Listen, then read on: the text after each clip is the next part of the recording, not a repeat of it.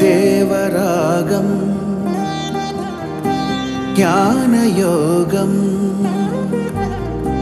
వ్యాసపీఠం బహువేదశాస్త్రం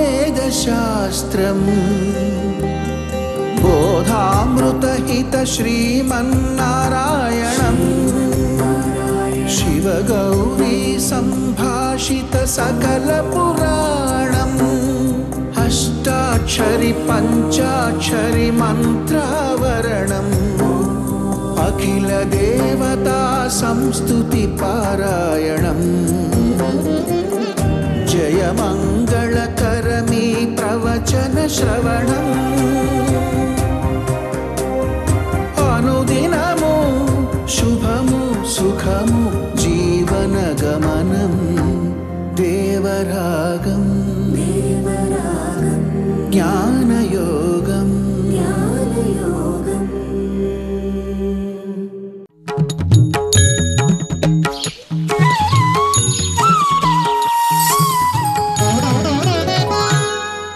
ఆపదామపహర్తారం దాతారం సర్వసంపదాం లోకాభిరామం శ్రీరామం భూయో భూయో నమామ్యహం. జై శ్రీమన్నారాయణ. ప్రియ భగవద్బంధువులారా,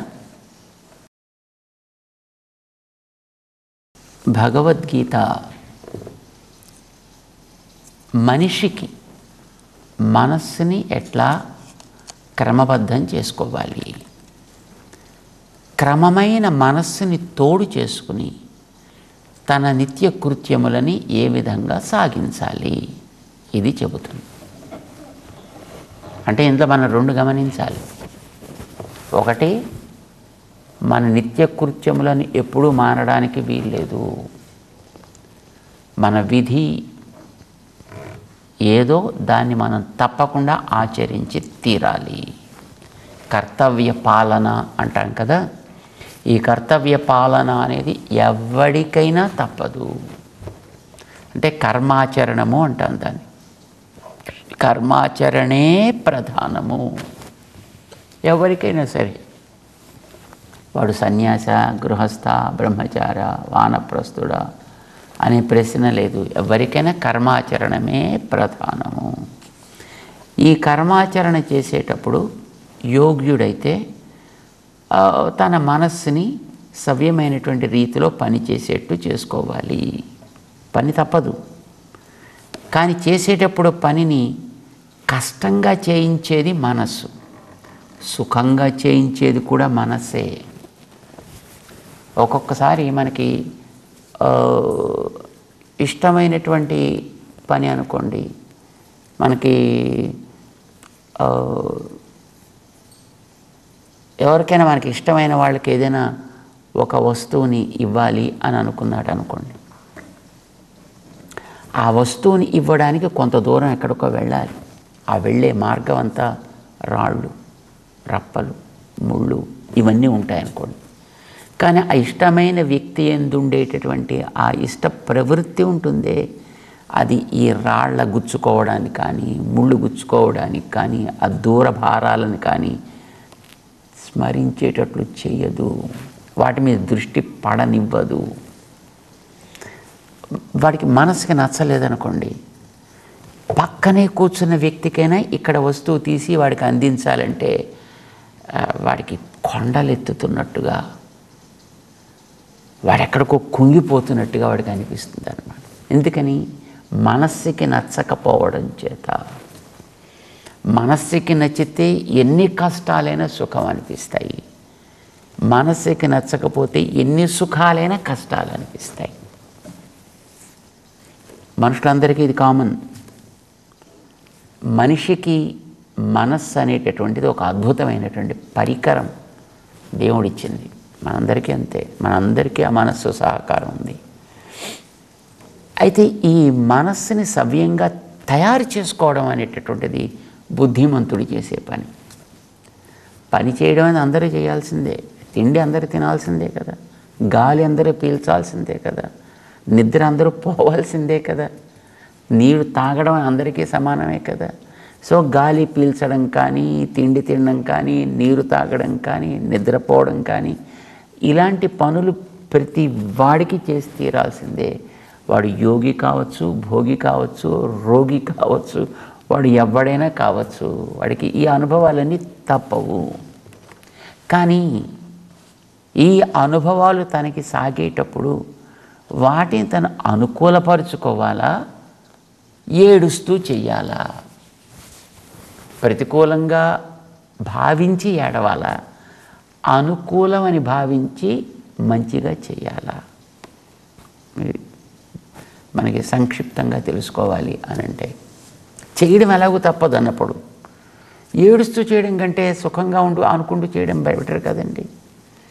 కానీ అలా సుఖంగా మనస్సు వీడికి నచ్చ చెప్పాలి అంటే ముందర మనస్సుకి వీడు నచ్చ చెప్పాలి, మనస్సుని వీడు స్వాధీనం చేసుకోవాలి, మనస్సుని తన చెప్పినట్టుగా వినే వాటిని ఇష్టపడేటట్టు చేసుకోవాలి.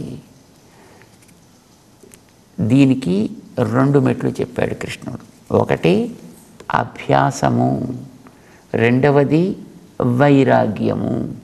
ఇవి 2 అలవాటు చేసుకోవాలా, నువ్వు చేసేవన్నీ నీకు అనుకూలంగా అయిపోతాయి అన్నాడు. అదేదో జస్ట్ ఇలా పేజీ తిప్పి ఆ లోపల ఉండేది తీసుకోవాల్సిన వస్తువు, ఏదో మూత తీసి అందులో ఉండే ఆభరణాన్ని తీసుకున్నట్టుగానో, లేకపోతే అందులో ఉండే పదార్థాన్ని తీసుకున్నట్టుగానో సులభంగా చెప్పేస్తాడు శ్రీకృష్ణుడు.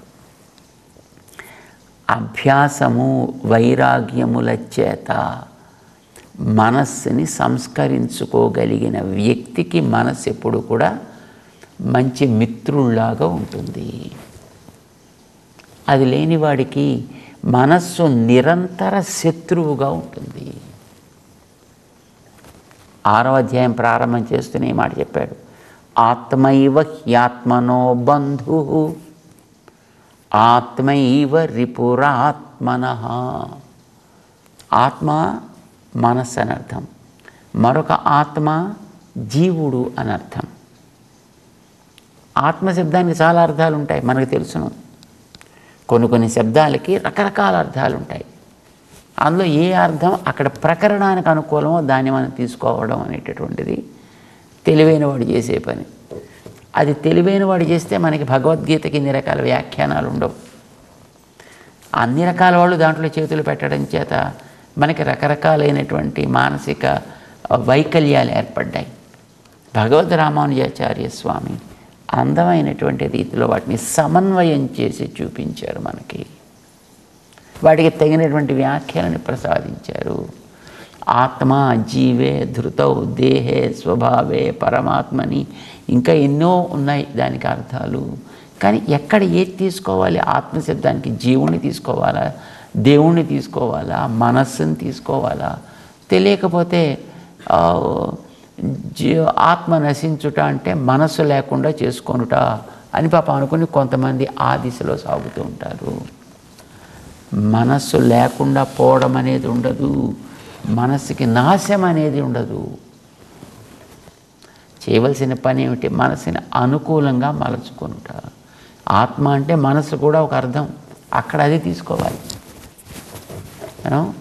ఉద్ధరేత్ ఆత్మన ఆత్మానం ఉద్ధరేత్, ఆత్మానం తనని, ఆత్మన సంస్కరించిన మనస్సు చేత బాగు చేసుకోవాలి.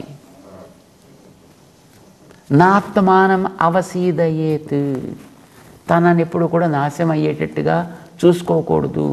దానికి సాధనం మనస్సు, దాన్ని బాగు చేసుకో. అంచేత మనస్సు అనేటటువంటిది ఒక సాధనం, చాలా ప్రధానం. 6వ అధ్యాయం దానికోసం కేటాయించింది. సాధనలో పరిపాకం చెందినటువంటి వ్యక్తి ఎట్లా ఉంటాడు అంటే వాడికి మనస్సు క్లారిటీ ఉంటుంది. గాజు సీసాలో, ఒక గాజు గ్లాసులో మనం పోసే ద్రవ్యాలని, మొట్టమొదటి మట్టి ఉంది దాంట్లో, తీసేయి. దాంట్లో రంగు నీళ్ళు, బురద పోస్తే లోపల ఉండే వస్తువులు ఏదో కొద్దిగా కనిపిస్తే కానీ స్పష్టత ఉండదు, తీసేయి. లేదు దాంట్లో పసుపు లాంటి రంగో లేకపోతే మరి ఇంకొక రంగో పోసి దాంట్లో నీళ్లు నింపాము అంటే అప్పుడు నువ్వు లోపల వేసిన వస్తువు ఇటు కదులుతుంటే దాన్ని స్పష్టంగా చూపిస్తుంది, అది చూడనిస్తుంది. అది కూడా తీసేసి ఏ రంగు కలవనటువంటి స్వచ్ఛ శుద్ధ సాధు జలం పోసామనుకోండి, దాంట్లో స్పష్టంగా ఉంటుంది. నీకు ఈ చివరి ఆ చివరికి ట్రాన్స్పరెన్సీ ఉంటుంది. నీళ్లు ఉన్నాయి లోపల ఏం జరుగుతుందో తెలుస్తుంది. దీని నుంచి ఆవల ఏం జరుగుతుందో కూడా మనకి స్పష్టత ఉంటుంది అనే విషయం మనందరికీ తెలుసును కదా. ఈ మనస్సుని అట్లా శుద్ధం చేసుకోవాలి. మొట్టమొదటి రకరకాలైనటువంటి బురదలు, ఇసుక, మట్టి లాంటి వాటితోటి చేరి ఉంటుంది. కాస్త దాన్ని శుద్ధి చేసుకుంటూ ఉండాలి. దేనితోటి?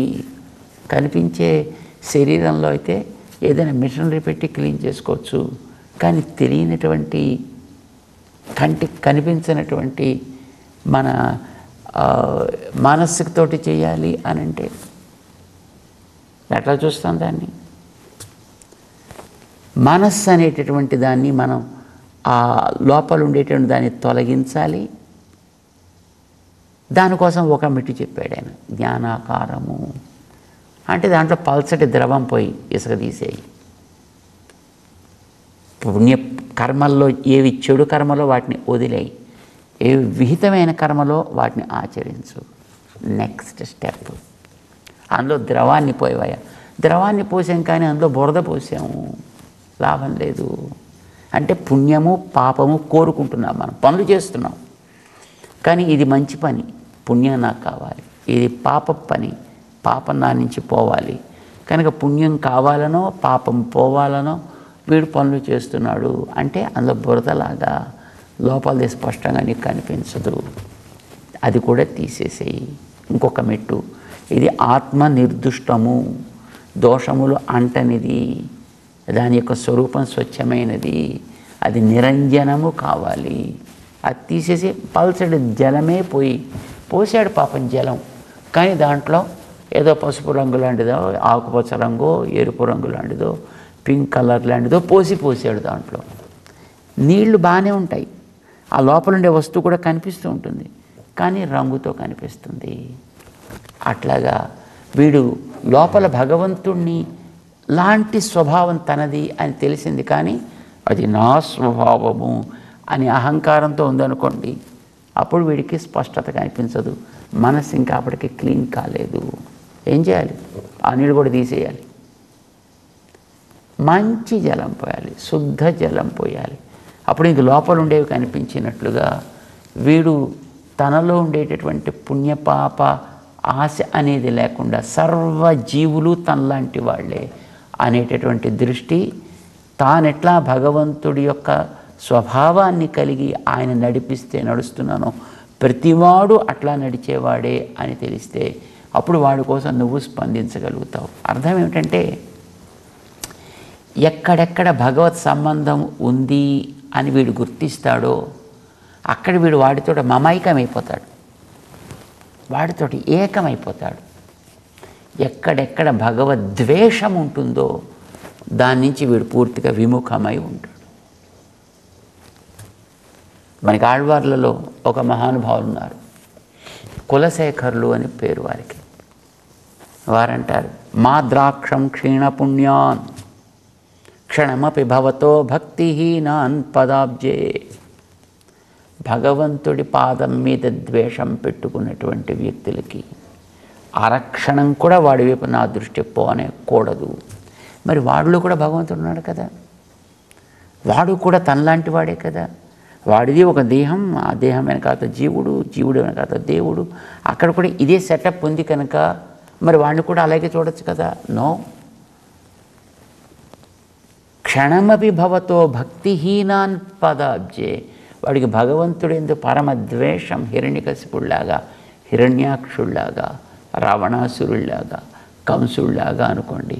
అలాంటి వాడిని నేను అరక్షణం కూడా నేను చూడవద్దు. వీణించేవాడు విముఖుడైపోతాడు. మా శ్రౌషం శ్రావ్యబంధం తవ చరితమపాస్య అన్యదాఖ్యాన జాతం. మంచి రాగయుక్తంగా పాడేటటువంటి అతి సుందరమైనటువంటి మ్యూజిక్తో కూడుకున్నటువంటి పాటలే కావచ్చు.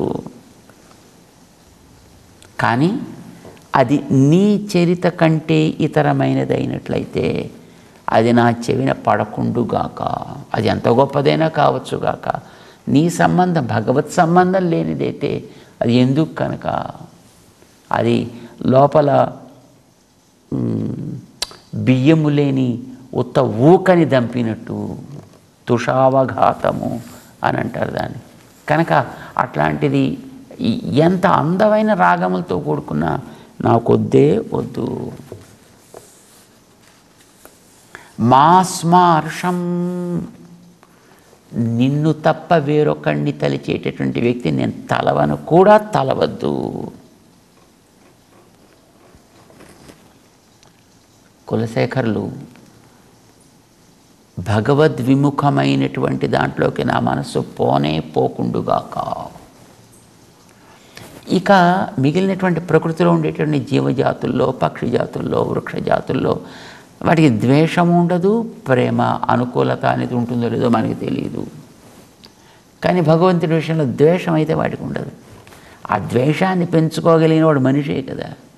అంచేత అక్కడ మనకి తెలుస్తూ ఉంటుంది అట్లాంటి వాటి నుంచి వీరు విముఖులు, అట్లాంటి వాడిని తొలగించడానికి వీరు వెనుకాడరు.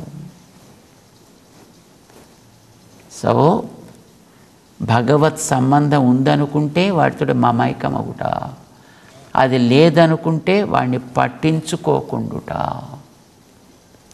ఇది సమస్థితి, సామ్యస్థితి అని చెప్పారు మనకి. ఈ దశలోకి 4 దశలు ఇవి సాధించాలి అని చెప్పాడు శ్రీకృష్ణుడు.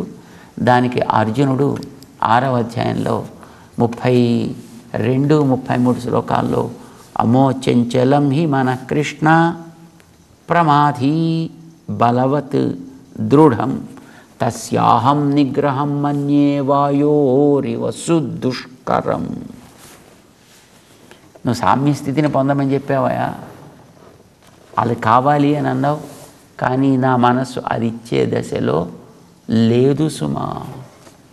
ఇది భయంకరమైన, ఇది నాకు మొట్టమొదటి నుంచి వస్తోంది.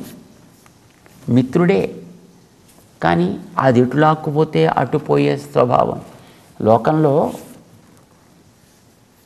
మనకి ఆంతరంగికులు ఎవరు, మంచి మిత్రులు ఎవరు,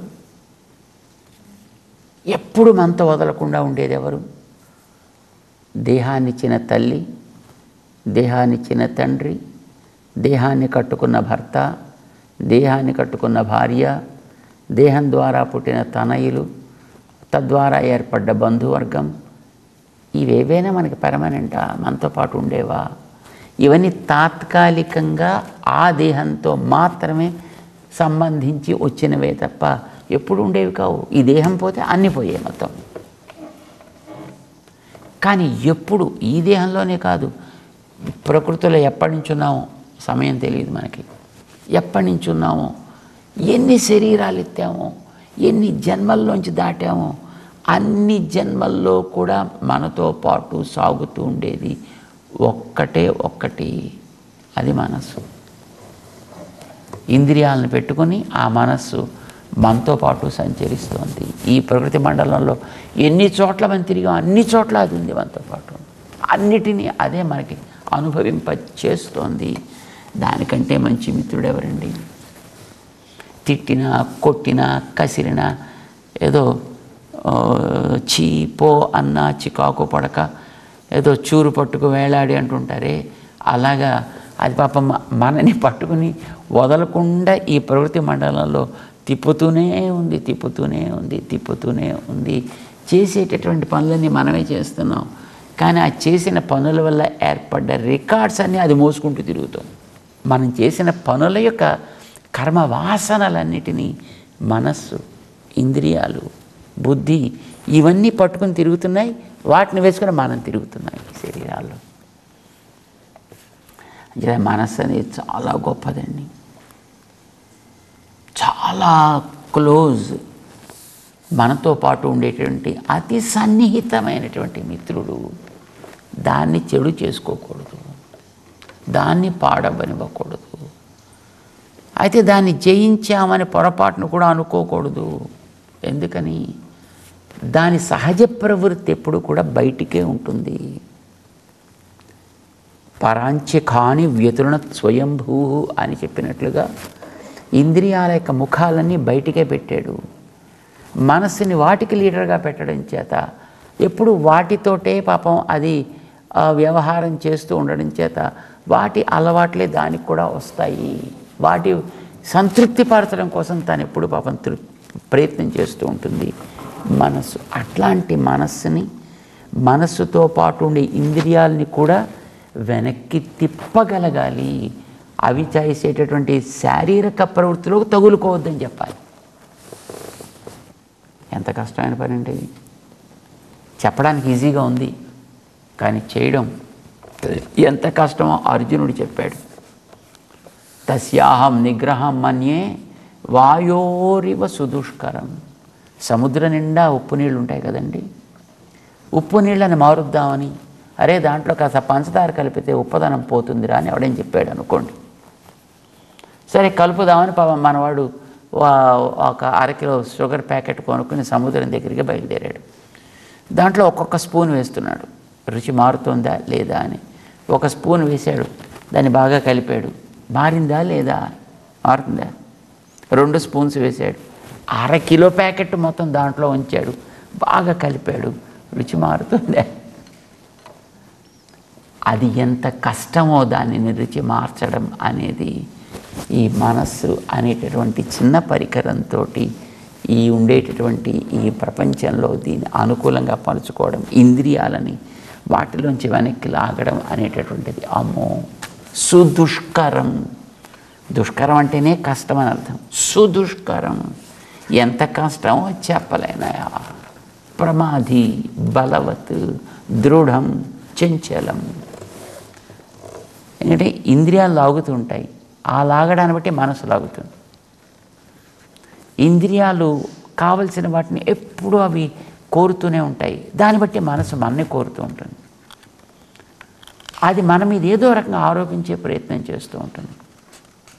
దాని బలాన్ని తట్టుకోవడం మనకి సాధించుండి ఓ పెద్ద ఫ్లో వచ్చేస్తుంటే దాంట్లో ఏ ఆధారం లేకుండా చేతులెత్తి నిలబడ్డవాడు ఆ ప్రవాహంతో ఎట్లా కొట్టుకుపోతాడో అలా కొట్టుకుపోయేటటువంటిది ఈ జీవుడు ఈ మానసికమైనటువంటి ప్రవృత్తుల ప్రభావం చేత. కనుక అది ప్రమాది, బలవత్, ఒకసారి పట్టిందంటే పట్టు వదిలేది కానీ కాదు, దృఢం. రావణాసుడు గురించి మనం విన్నాం. చాలా గొప్పవాడైనప్పటికీ కూడా ఆ మన ప్రభావానికి ఏ విధంగా లొంగిపోయి చివరికి పాపం సర్వస్వము నాశనం చేసుకున్నాడు. మనస్సు అంత గొప్పది కృష్ణ. కనుక దీన్ని ఎట్లా నిగ్రహించాలో వాయో ఏతస్యాహం నపశ్యామి చంచలత్వాత్ స్థితిం స్థిరాం. స్థిరంగా ఉండడం అనేటటువంటిది, ఉంచడం అనేటటువంటిది నాకు అంత సులభంగా ఏం కనిపించట్లేదు.